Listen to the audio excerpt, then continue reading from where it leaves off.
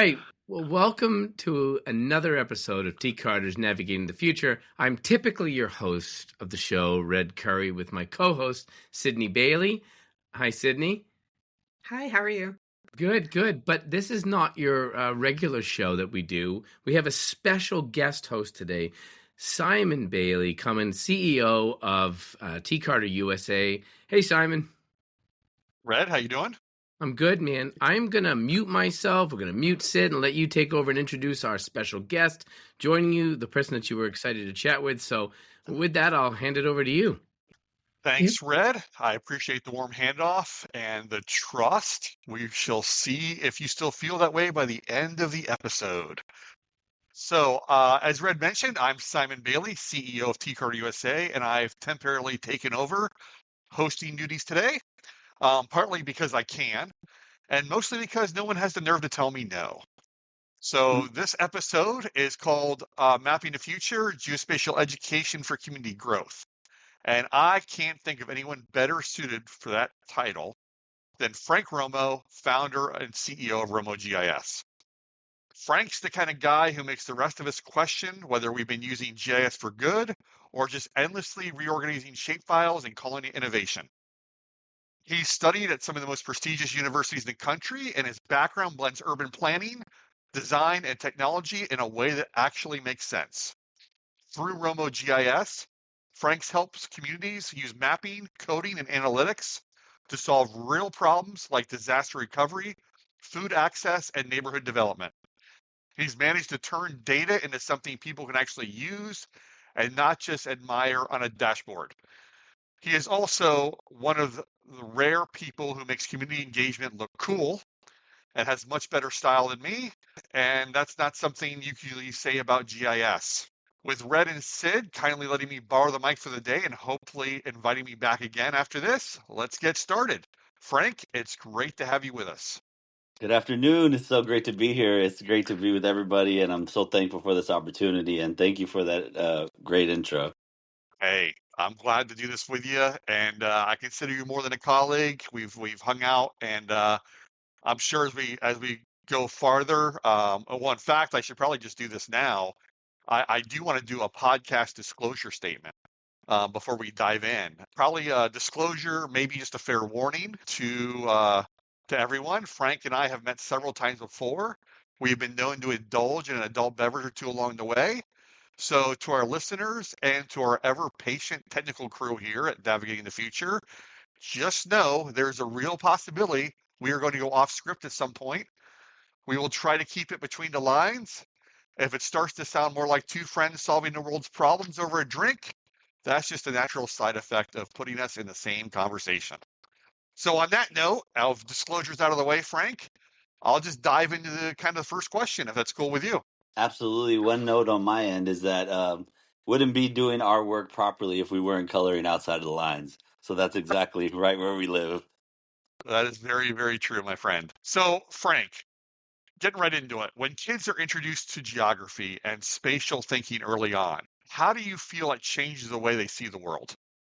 Honestly, it changes everything, but it isn't just about the introduction of mapping or geospatial. It's about really tying it to what they care about or what they're interested in. What we do is do our community mapping workshops. So we have a community mapping workshop which introduces students to mapping and geospatial, not even the technology side yet. One of the first things we do is allow students to draw their neighborhood, draw an area that they've seen before, a landmark. A lot of students will sit there with a blank page, and I'll say, well, what kind of games do you play? Oh, we play, Fortnite, whatever, this, that, or the other. I say, isn't there a map in the game? How do you use the map in the game?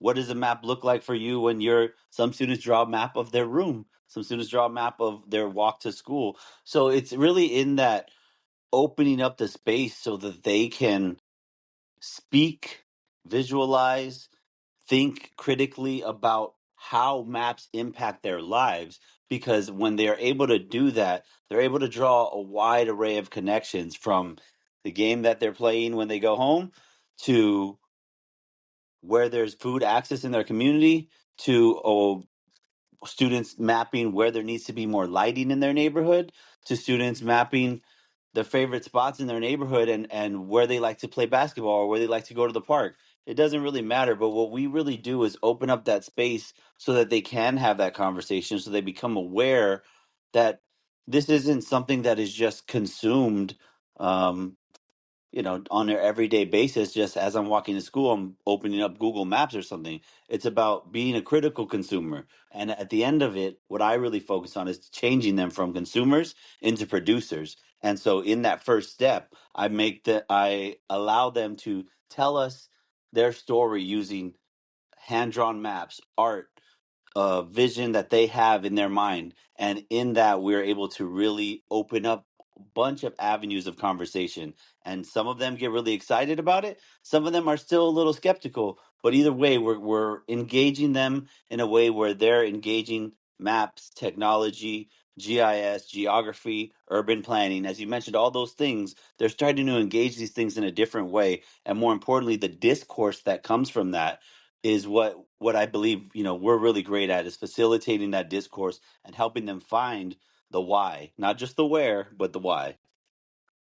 Yeah, that's that. I love that because I can actually really relate to that. Not in actual way of like, doing something important like finding critical food things and things that would help the community. But I do recall as a young whippersnapper there that I had a love for Dungeons and Dragons. And There you go. I got to tell you, I mean, how drawing dungeon crawl maps and all that is really what got my love for geography. Little did I know at the time, but that and then also, being the navigator next to my father in the car when I actually had paper maps, right? I'm showing my age now, but those things really got me involved. I wish I could say I was doing important stuff, but I really wasn't. But well, listen, so you kind of jumped in on how you introduced them and why that discussion. And I know we are going to talk about STEM and STEAM. People love to talk about them, and I know geography doesn't always kind of make the cut. I don't know, it's kind of like the quiet kid at the end of the table. Everyone benefits from it, but nobody really talks about it. Obviously, that's changing a lot here in the local St. Louis area with the building of the new NGA facility and all the kind of buzz. I know for someone like myself, it's been out here for a long time. People are acting like it's a new thing when it's really just an awakening. People are paying attention now because it's in the news and the media. But do you think geography, as you're engaging with these students, gets left behind in the conversation? When you start working with a student, how familiar are they with it? And I know you talked about how you introduce them to it, but I'm kind of curious. Are you getting a blend, or are you really starting from scratch? Again, I think it's about the naming of what we're doing, right? And I think the students don't necessarily affiliate the term geography with anything in particular, right? And as you speak to maybe high school, the benefit for us is we work with all ages. I was in Tennessee a few weeks ago, and within the span of 10 days, I taught graduate students, undergraduate students, high school students, and elementary school students, all on geography, is what we would say. For me, it's again, it's less about the geography piece, but it's more about naming the things that we're doing and helping students understand how they are relevant to their lives. Last week I was in New Mexico and I was speaking on a panel with the AAG president, and we were talking to university partners, and they're saying the same thing I'm hearing across the country. Hey, geography is getting a little left behind. There's not really a lot of new enrollment there. Why are we struggling? Well, I think one of my comments was, well, we'd like to talk about how interdisciplinary geography is, but I don't see anybody else leaning into that space. And I think for us, right, we have an access point in urban planning in the Bronx where we're working with students to identify where there need to be spaces for community safety by understanding where students feel there need to be more lights, by understanding their routes to school and to home, and attempting to build safe routes to school. In St. Louis, we worked with students after the tornado, and we're doing damage assessments and knocking on doors and capturing surveys. In Los Angeles, we're working with students on workforce development work, in particular in the areas that have been impacted by the LA fires. So in each of these sectors, or each of these geographies that I'm teaching in, we never lead with geography. And I think sometimes it's better that way. We want to lead with what the students know and what they care about. And our goal is to help them get some of the language and help them understand how these things tie together.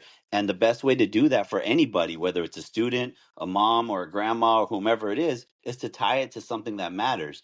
I'll point back to St. Louis when we were doing the tornado recovery work. High school students went out with us, captured damage assessments, flew a drone to capture aerial imagery, but they weren't the only ones. There were community leaders there, like I said, aunts, grandmas, uncles, people who we're not going to talk about what geography is, but they were out there doing it. They were out there doing work that was geography related, urban planning related. And what I said to some folks the other day was, you have to find what it is people care about. What is the why? And when they find the why, you will also find the where, which is the geography. But we always start with the where and then try to make our way somewhere, and we lose people at step one. But if we start with the why and what they care about and what they're passionate about, one of our taglines is we teach people to map what matters. We want them to map what matters to them, what matters to their community, what matters to the environment, what matters to the passions that they care about. And when we do that and we start there,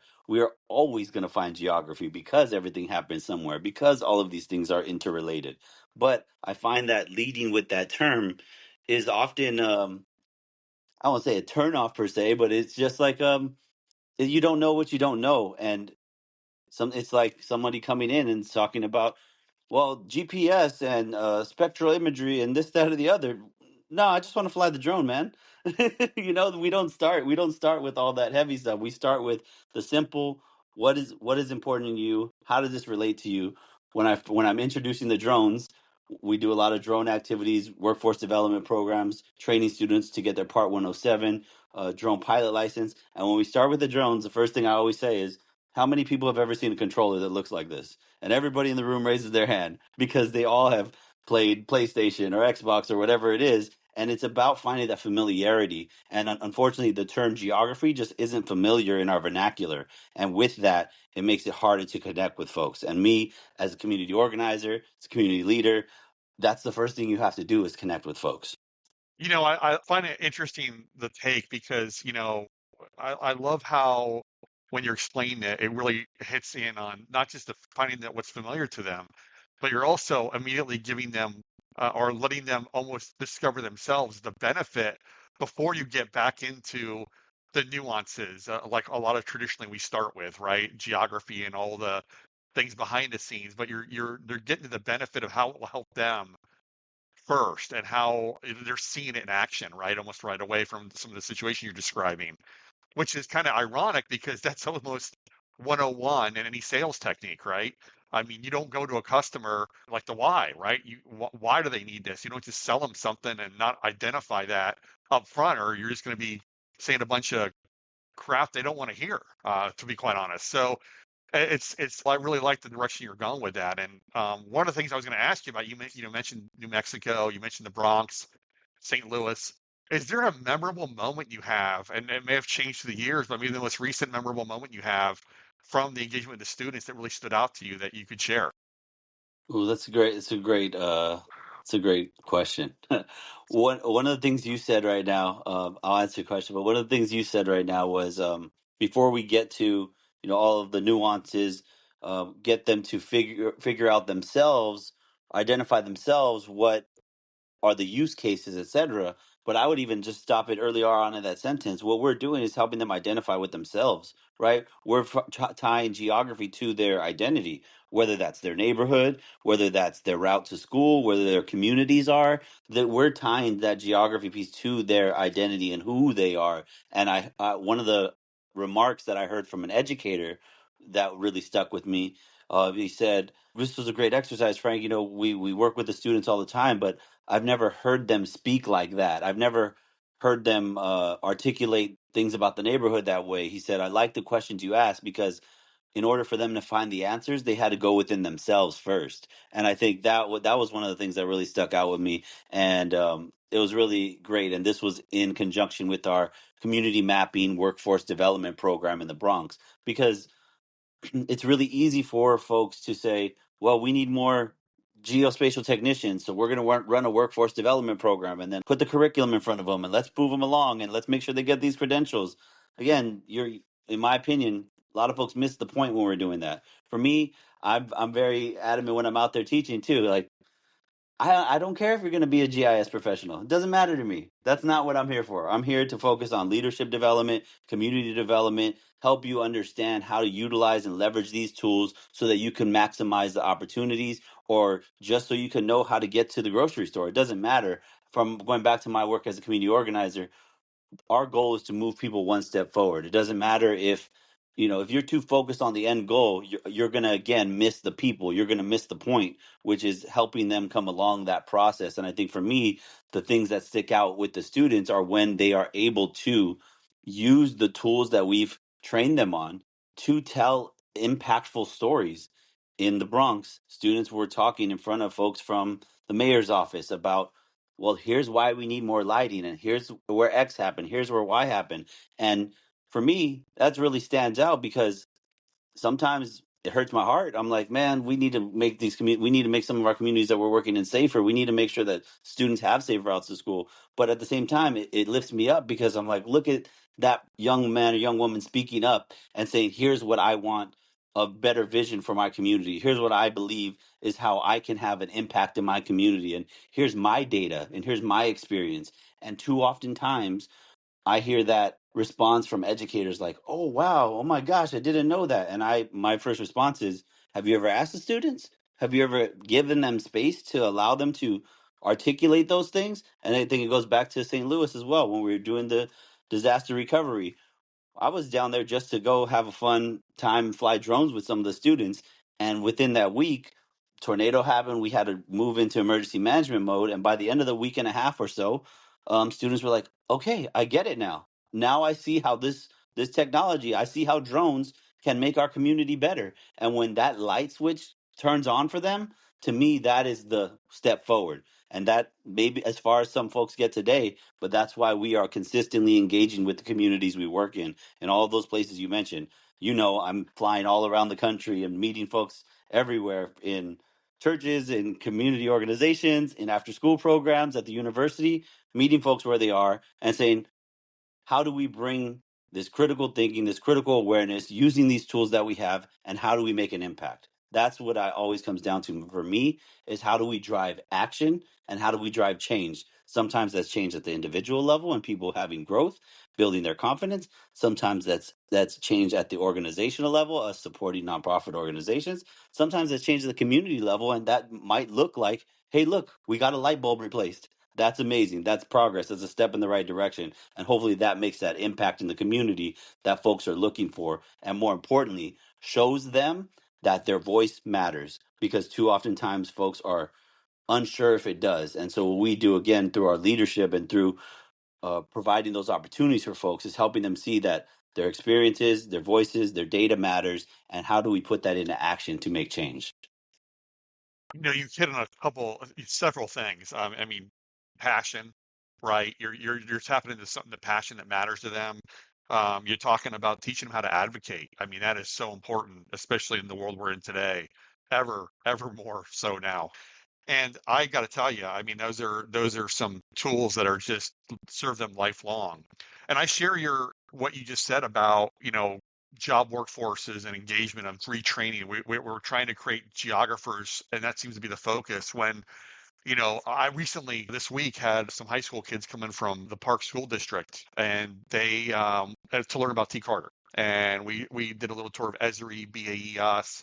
They got to see some cool stuff. But one of the things I made a comment to them at the end is, hey, listen, whether you're here and you want to go for a geospatial degree and all that, that's great. But I just hope you leave today so you know how this can serve you, whatever you want to do, whether it's, an economics area or a passion that's what you have, and how geospatial knowledge and information can help serve that vertical, right? To me, it's just really giving them the power to understand, whether it's storytelling even, right? Yes.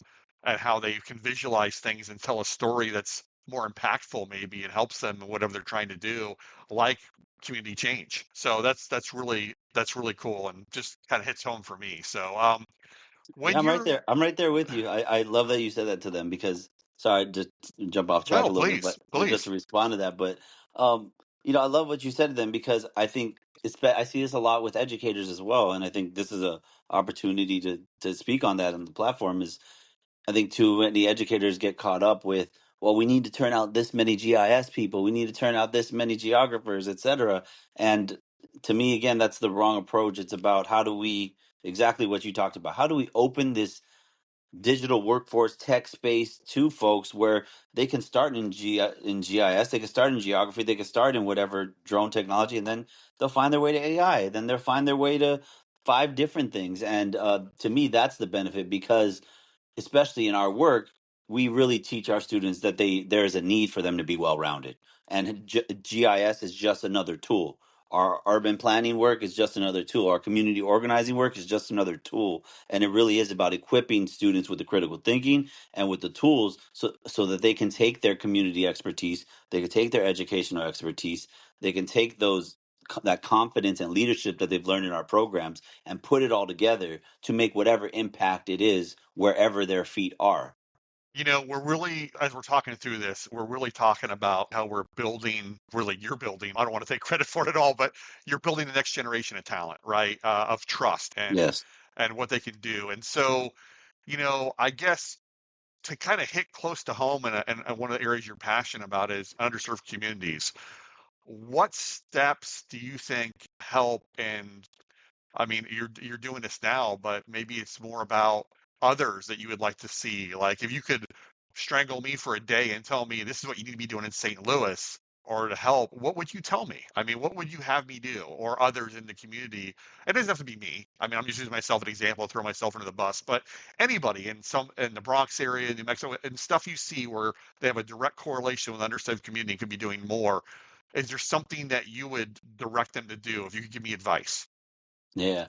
I always, whenever, careful when you ask me those kind of questions, because I'll tell you. You both have been at presentations before, and one of the things I say is, first thing you got to do is shut up and listen. That's number Yeah. one thing, because too often times folks are coming into communities being like, "Oh, hey, we're the university. Hey, we're this longstanding organization. Here's how you should do it. Here's well, that's where I come back and say, well, our communities and the communities that we're working in would it look this way if the things that are happening were working? So clearly something is not, and we have expertise that you do not have. So you should maybe listen to us. Then it gets a little more forceful. Hey, you should maybe listen to us. Hey, no, really, you should listen to us. And then it's like, well, let me show you this map. Let me show you this data. A lot of times when you ask what sticks out to me, the moments where the folks that we have trained have gone in front of city council, have gone in front of law enforcement, have gone in front of other folks and presented their work. Our students in the Bronx presented in front of the Bronx, presented in front of the Bronx district attorney and many other business entities in their final presentation, talking about where the lighting needs to be. How do we activate public spaces?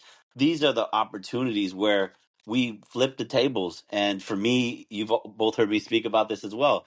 For me, geospatial work is about power, and it's about understanding how to adjust on the fly to say, hey, with certain things like redlining, all the way back when, they have disenfranchised our communities. That isn't the only thing that has happened. But what I employ upon, so twofold here, what I employ upon the geographers or the leadership is to say, if you're not tapped in, if you don't have that critical awareness, if you don't take the time to listen to the community, then wherever you're drawing that next line, where your infrastructure is going, where resources are going, etc., you could be making the same mistakes. And I think people love to, it's the same thing with the geography piece, where it's like people love to talk about geography's interdisciplinary nature. Nobody leans into it.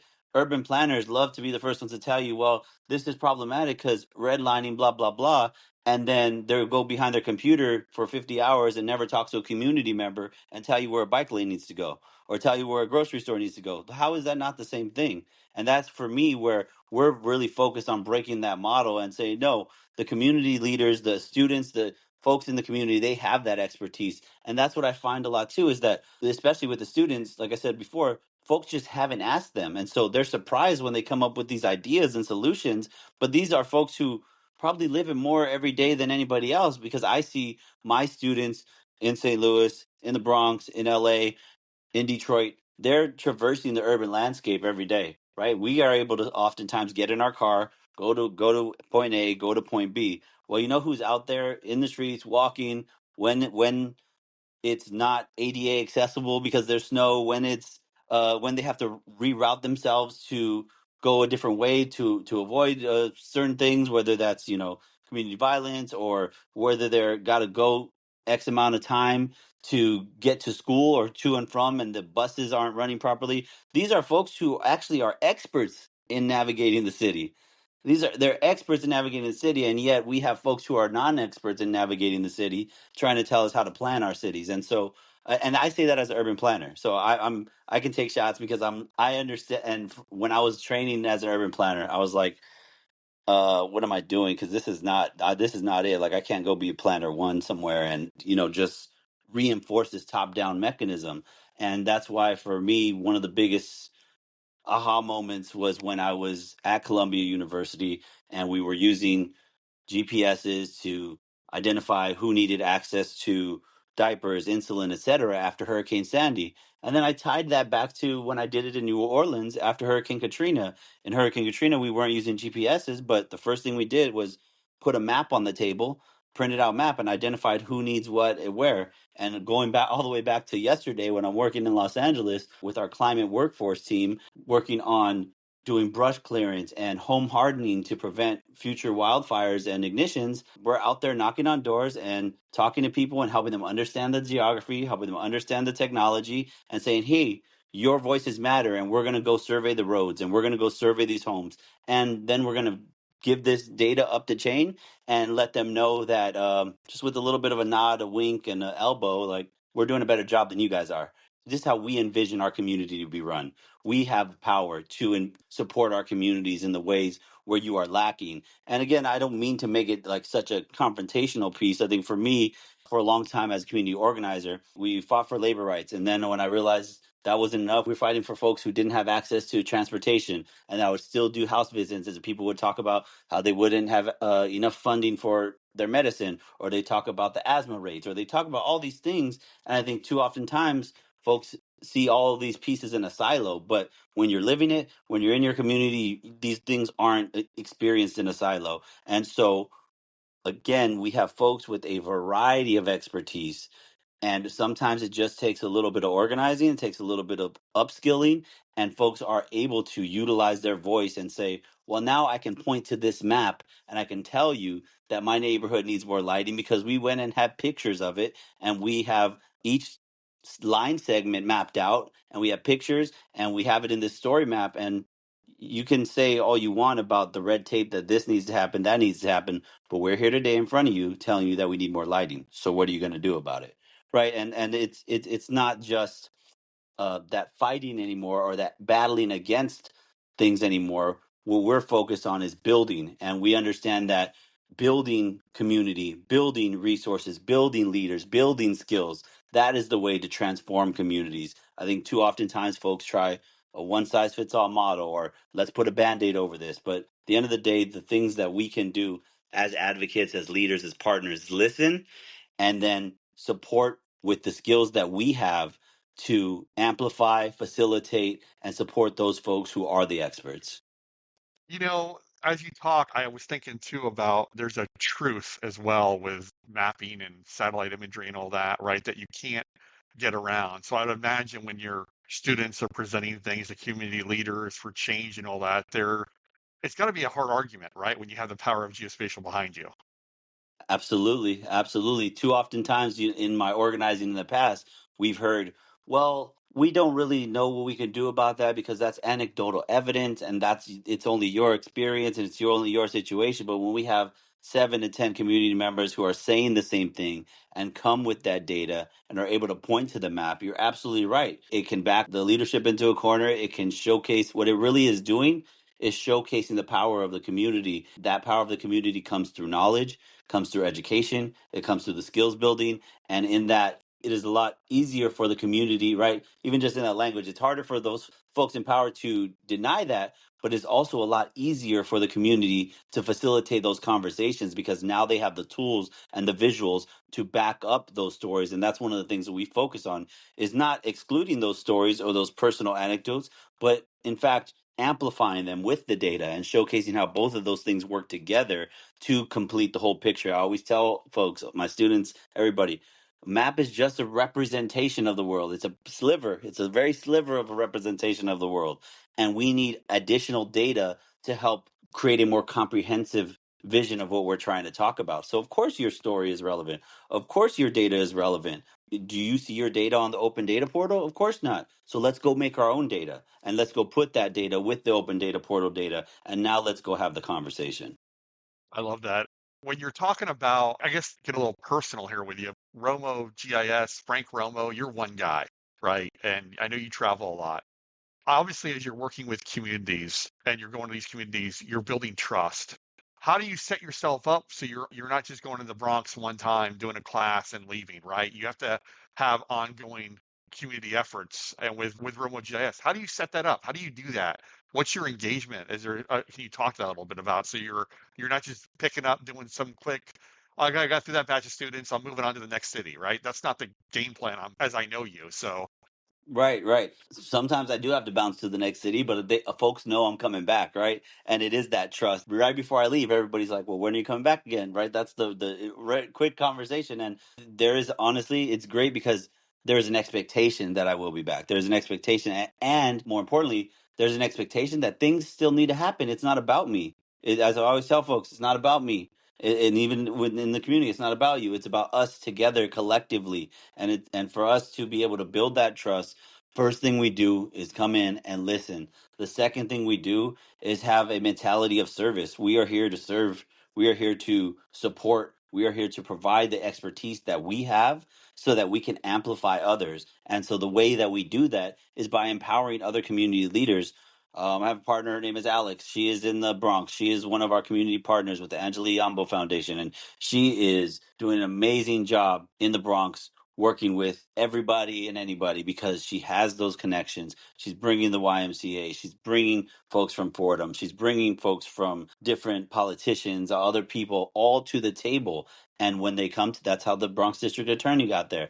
When they come to the table, we don't have to do anything because the students are speaking, the community leaders are speaking. And in that, we see again that shift in power. Okay, now it's your turn to come into our spot here at the Y or in this classroom, and you're going to sit down and listen. And they're able to listen to the students. And when we're able to train to the caliber that we are able to do, and the students have enough time to present and build their confidence, there's no denying how impactful and powerful those stories and maps and data are when they hear it from the students, when the students are talking about, and it could be students of any age range or community leaders of any age range. I say students because they're all under my tutelage at some point, but when folks are from the community, building those resources, building those examples, sharing those narratives, and being skilled in these tools to help visualize and communicate their concerns or their vision for the future, when they're able to do that, I feel comfortable being able to step back because at the end of the day, it's not my hood. That's it. Right? I'm in these communities. I'm working with partners. I'm supporting it. But I always come in and I say, hey, I'm here to work with you because this isn't my hood. You know what's best, and I think it's really easy for folks in my position to say, "Oh, I've done this 10 times. I'm going to go do it, and I know how to do it." Blah blah blah. No, I still have to always remind myself to step back because because there's a respect factor there. Me saying that like this isn't my hood, like that is a respect factor. Hey, I'm don't defer to me. Like you're the ones who got to do it. You're the ones who are here living it, experiencing it, and one of the best things that I think we do is empower those local leaders to continue to do the things that they're doing well and amplify them with new skills and new technologies and new opportunities so that they can get it seen because a lot of the partners that we're working with were doing just fine before us. They were existing, they were impacting community, they were impacting the world. We're just here, as I said, with that leadership of service to say, hey, what is it that we can do to take it to the next level? And how do we train you so that you are able to do X, Y, or Z? So when I walk out, when we talk about it from a technical standpoint, I always tell folks, I know the community members, leaders, partners that I work with, I know that I can take a step back when they're able to have critical conversations about the data. Hey, well, we shouldn't use it this way, or let's maybe filter that data out, or it'd be better if we told the story this way and compared it with that data. When people in the community are able to have those conversations critically about the data, I know that I've done my job technically. Similarly, when folks in the community are able to utilize the language, the tools, and the skills that they've built through our programs to advocate for more workforce development programs, to advocate for more violence prevention programs, and they're bringing other additional folks to the table, that's where I'm able to say, okay, let me step back a little bit. I'm still here to support, but that is their opportunity to leverage all the things that they have, right? Because there are plenty of things that they have that I don't, like the social capital in the neighborhood, the history of the neighborhood, the experience of the neighborhood. Those are things that I don't have, and I need to recognize that, or else I'd be doing a disservice to the groups I'm working with. Well, it's great because what you're speaking about too, and early on at the beginning of this podcast, you of course mentioned one of the things you teach students is leadership.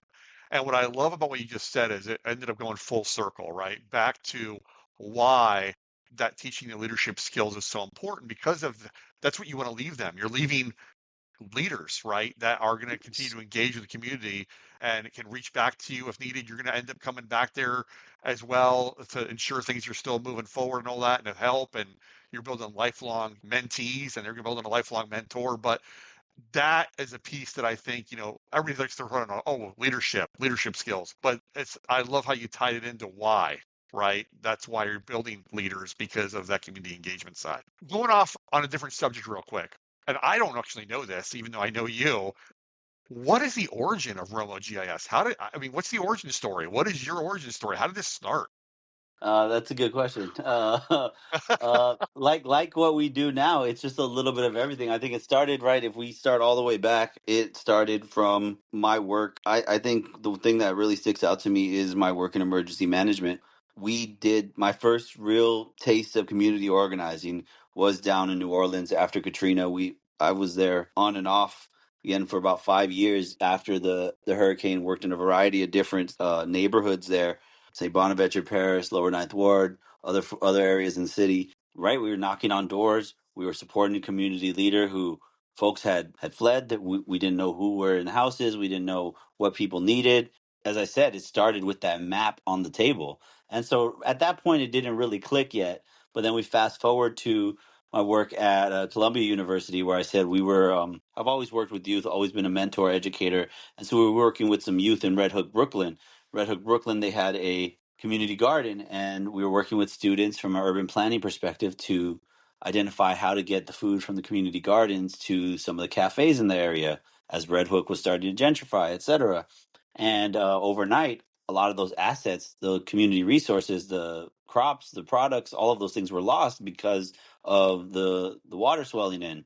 And so the next day, what do? We turned into emergency managers. We went out there with the GPSs, asked people what they needed, put it on a map, and then kind of came back to then I went back to the University of Michigan. And while at the University of Michigan, we did a lot of work in public health. Participated in some work on the Flint water crisis. Again, doing some organizing, doing a little bit of mapping. And I saw this we did some work on environmental stressors, heat stress, did citizen science projects. I was really at University of Michigan, really in the public health space a lot. And so here, as you can see, I'm bouncing between disciplines. I'm bouncing between sectors. I'm working with private sector, nonprofit sector. Fast forward a little bit, I consulted for the city of Detroit in their emergency management 911 department. One of the things that I think often doesn't go talked about is my work there, where we really helped rebuild the 911 system for the city. That was really important to me and a really huge endeavor. Trained a lot of call takers, dispatchers, firefighters, EMS folks, you name it, trained them in GIS.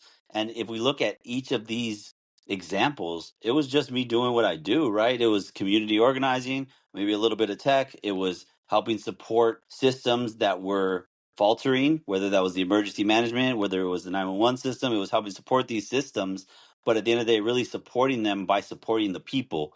One of the things we always talk about is our people, processes, technology model. And, it starts with the people always. We can worry about the processes and technology and we can figure that out later. I always tell my students, I can teach you how to push the buttons. That's the easy part. I want to teach you how to think differently. That's what and I did that with the firefighters. I did that with the call takers. No matter where we were, it was about leveraging the expertise that was already in the room, somewhat getting out of the way, but also helping facilitate, because we all had a shared vision. When we were at the city of Detroit, it was about creating a safer neighborhood. When we were in New Orleans, it was about making sure people had food and diapers and insulin. When we were in the Bronx, it was about ensuring that those students had a way to capture what was going on, but also what is the next step? How do we get this show on the road, because we just lost all of these assets, and what kind of opportunities are there to do workforce development? So, it starts to all kind of bleed into itself. And I would say the one piece that is the common thread, I had somebody point it out to me actually.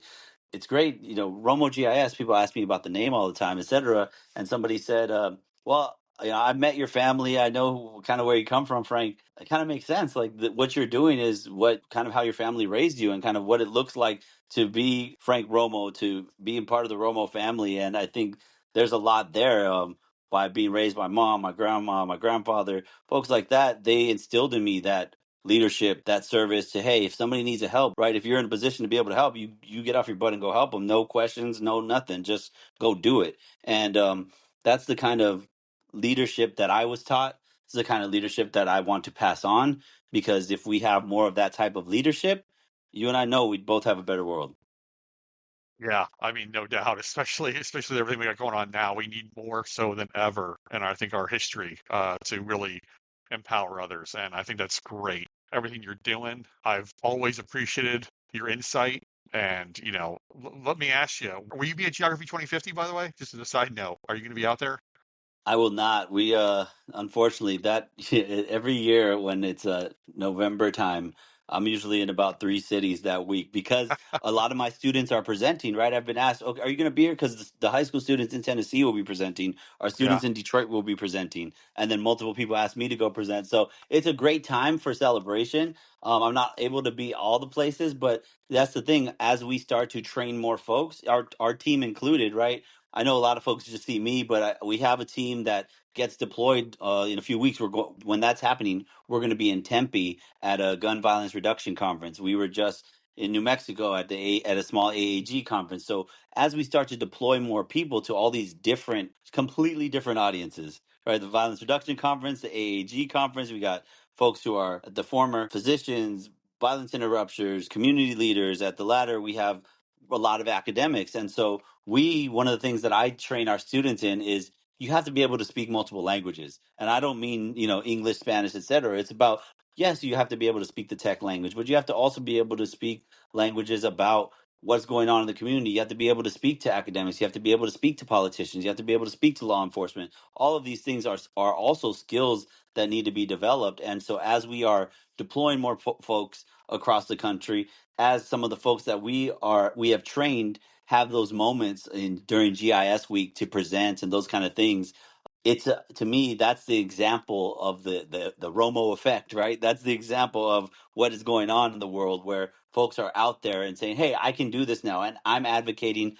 My students in Tennessee, they were on the keynote stage with me last year at the statewide Tennessee GIS conference, and they talked about deforestation in the rainforest. They had a story map about illegal gold mining in Ghana. They had a story map about Hurricane Helene. They had a story map about the LA wildfires. These are the folks that we're training, and that's what makes me the happiest, because I see that now they feel more confident to be in that leadership position. They feel more skilled to be able to make those maps and data and arguments about what needs to happen. I think one of the things that is really exciting to me is when I'm able to see that happen. And we saw each other at the Esri conference this past summer, and I have folks come up to me from multiple states. Hey, we saw your students present in Tennessee. Hey, I saw your students from Detroit present. I saw your X, Y, or Z. Again, to me, I'm like, that's awesome. I love it. And I'll reiterate again, it's not about me.